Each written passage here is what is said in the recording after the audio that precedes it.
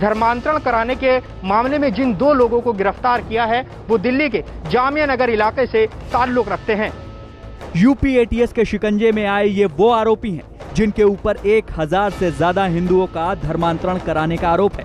UP police के मुताबिक देश की राजधानी दिल्ली के जामिया नगर में रहने वाले जहांगीर और उमर गौतम एक ऐसे नेटवर्क का हिस्सा हैं जो यूपी में लाचार और बेबस हिंदुओं को टारगेट पर रखकर उनका धर्मांतरण करवा रहे थे। अभी तक लगभग 1000 गैर मुस्लिम लोगों को मुस्लिम धर्म में परिवर्तित कराया है तथा बड़ी संख्या में उनकी मुस्लिमों से शादी कराई गई।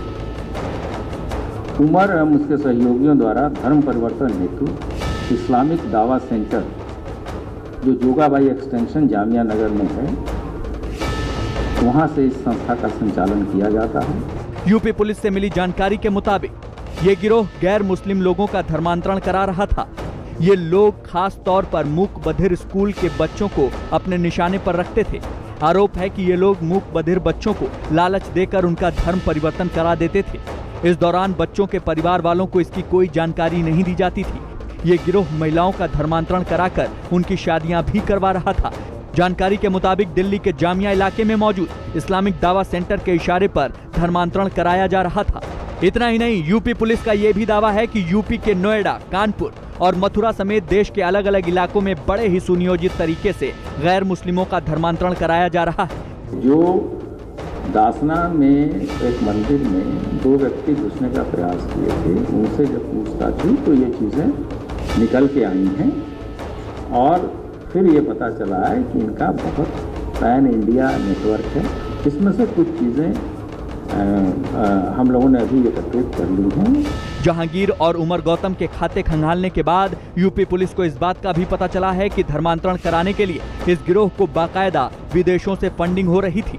धर्मांतरण का ये मामला सिर्फ यहीं तक सीमित नहीं है। यूपी एटीएस ने अपनी जांच में इस बात का भी अंदेशा जताया है कि इस पूरे गैंग के तार विदेशी फंडिंग से जुड़े हो सकते हैं। इस मामले में पुलिस ने जिन 2 आरोपियों को गिरफ्तार किया है, अब उनसे सवाल किए जा रहे हैं कि उनकी फंडिंग कहां से होती थी और उसका मकसद क्या है।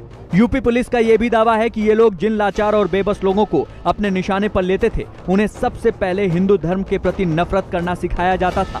साथ ही ये बताया जाता था कि इस्लाम कबूल करने से ही उनका हित हो सकता है। ये लोग सर्वप्रथम सुलभ टारगेट जैसे गरीब परिवार, बेरोजगार लड़के लड़कियां, मूक बधिर छात्र आदि को चिन्हित कर उनके स्वयं के धर्म के प्रति विद्वेष पैदा करते हैं। और आइए अब आपको उस परिवार से भी मिलवाते हैं जिस परिवार के बेटे को धर्मांतरण के इस गिरोह ने अपना शिकार बनाया। बीच में बच्चा कहने लगा कि चमड़ी एक है, खून एक है, सब कुछ। हमारे हिंदू धर्म में देवी देवता बहुत ज़्यादा हैं और मुस्लिम में एक ही है, बस खाली। समझाया बहुत, लेकिन बच्चे का तो ब्रेन ऐसा कर रखा, स्टॉप बिल्कुल समझ ही नहीं पा रहा कुछ भी। धर्मांतरण का मामला था सीधा। तो जो ITI के साथ में जो मूक बधिर बच्चों का जो स्कूल है, वहाँ पे कोई इंस्ट्रक्टर जो है वो साइन लैंग्वेज के तहत बच्चों का माइंड वॉश कर रहा था। यूपी पुलिस का ये भी कहना है कि इस्लामिक दावा सेंटर और विदेशों में बैठे एजेंट धर्मांतरण के इस गिरोह को ऑपरेट कर रहे हैं। साथ ही पुलिस का ये भी कहना है कि इस मामले में उमर गौतम नाम के जिस आरोपी को गिरफ्तार किया गया है, वो भी हिंदू से मुस्लिम बना है।